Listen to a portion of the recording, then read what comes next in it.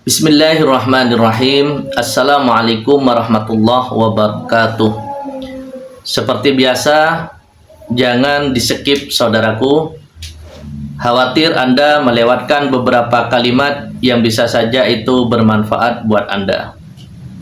Kali ini saya akan berbagi tips cara kita mencari buhul. Sebenarnya materi ini itu tergolong sulit ya. Harus kita pahami dulu di awal, ini tergolong sulit. Dan sebenarnya saya hampir jarang mencari tahu di mana keberadaan buhul. Karena capek saudara. Tapi orang memiliki keinginan berbeda-beda. Karena ada yang meminta apakah buhul bisa dicari. Buhul itu tidak bisa dicari.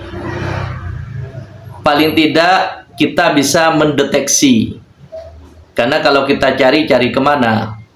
Nah, mungkin dengan cara mendeteksi inilah, itu insya Allah kita bisa lakukan. Sepengalaman yang sudah kita alami, dimana ketika kita menangani pasien, saudara. Karena memang begini, berbicara buhul ini kan adalah ikatan, dia simpul. Ketika buhul ini tidak didapatkan atau tidak dimusnahkan, maka sihir itu sulit dilepaskan atau dimusnahkan. Karena ada buhul tadi. Karena buhul ini ibaratnya pangkalannya, markasnya.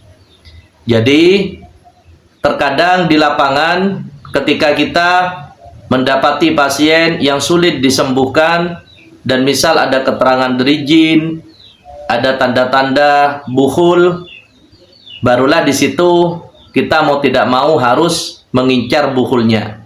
Bisa dengan berdoa kepada Allah untuk dihancurkan buhulnya, dan ini yang sering kita lakukan. Dan saya sudah memberikan tutorial atau videonya di video saya sebelumnya. Silakan Anda lihat di channel saya. Nah, kalau kita mau mendeteksinya, mencari tahu di mana keberadaan buhulnya, itu biasanya saya di sini harus melibatkan yang bersangkutan. Misalnya pasien yang di sini kena sihir. Nah, kalau pasien yang kena sihir ini lebih mudah, saudara. Nah, bagaimana saya biasanya melakukan cara untuk mendeteksi buhul? Pertama, saya melakukan dengan cara menutup mata si pasien. Yang pertama, saya biasanya menutup mata si pasien. Saya berdoa kepada Allah, memohon petunjuk, barangkali ada buhul, mohon melewati si marki atau si pasien, tunjukkan ya Allah. Karena apa? Si pasien ini kan masih ada keterikatan dengan jin. Maksudnya begini, pasien ini biasanya mengalami reaksi keras, saudara. Jadi dia teriak-teriak, ngomel-ngomel, terkadang bisa komunikasi dengan kita. Paling tidak, kalaupun tidak begitu, dia sudah mengalami reaksi muntah-muntah, panas dia. Nah, kondisi seperti inilah ketika kita itu menutup matanya, memohon petunjuk kepada Allah, terus kita membaca ayat-ayat ruqyah yang seperti biasanya saya ajarkan. Jadi di sini enak, saudara. Saya memang mengajarkan bacaan-bacaan yang familiar, tapi jangan dianggap kok itu-itu saja. Justru ketika kita memberi bacaan sesuai dengan yang ada di lapangan yang sudah kita kerjakan, dan ini juga ada dasar hadisnya, maka sesungguhnya Anda lebih mudah untuk mempelajari ruqyah secara mandiri. Baik, kita kembali lagi kepada pembahasan tadi. Nah, apa aja doanya setelah saya memohon petunjuk kepada Allah agar kalau ada buhul ditunjukkan melewati si marki ini? Yang saya baca seperti biasa Al-Fatihah, ayat kursi, terus Al-Ikhlas, Al-Falaq, An-Nas.